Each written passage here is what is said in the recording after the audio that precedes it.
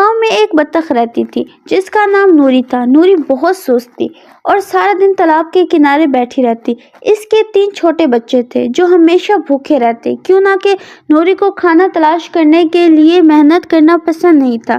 ایک دن بچوں نے کہا، امی ہمیں بہت بھوک لگی ہے، کچھ کھانے کو لے آؤ۔ نوری نے آنکھیں ملاتے ہوئے جواب دیا، تھوڑا صبر کرو، میں بعد میں جاؤں گی۔ مگر بچے ضد کرنے لگے تو وہ مجبوراً نکلی۔ راستے میں ایک کھیت ملا جہاں ایک محنتی مرغی دانے چن رہی تھی۔ نوری نے کہا، بہن مجھے بھی تھوڑے دانے دے دو۔ مرغی نے مسکرا کر کہا، اگر تم میرے ساتھ تھوڑی دیر کام کرواؤ گی تو میں تمہیں دانے دے دوں گی۔ نوری نے فوراً انکار کیا اور آگے بڑھ گئی۔ آگے اسے ایک کسان ملا جو سبزیاں اگا رہا تھا۔ اس نے بھی یہی شرط رکھی کہ کام کے بدلے کھانا ملے گا، مگر نوری نے اسے بھی ٹال دیا۔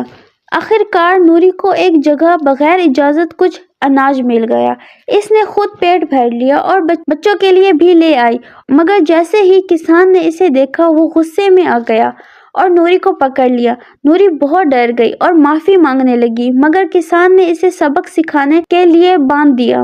ادھر اس کے بچے پریشان ہو گئے اور اپنی ماں کو ڈھونڈنے لگے۔ راستے میں انہیں ایک بوڑھا کوا ملا۔ کوے نے ان کے حالات دیکھ کر کہا، محنت کے بغیر زندگی نہیں چلتی، تمہاری ماں کو یہ بات سمجھنی ہوگی۔ کچھ دیر بعد کوا کسان کے پاس گیا اور نوری کی سفارش کی۔ کسان نے شرط رکھی کہ اگر نوری آئندہ محنت کرے گی تو اسے چھوڑ دیا جائے گا۔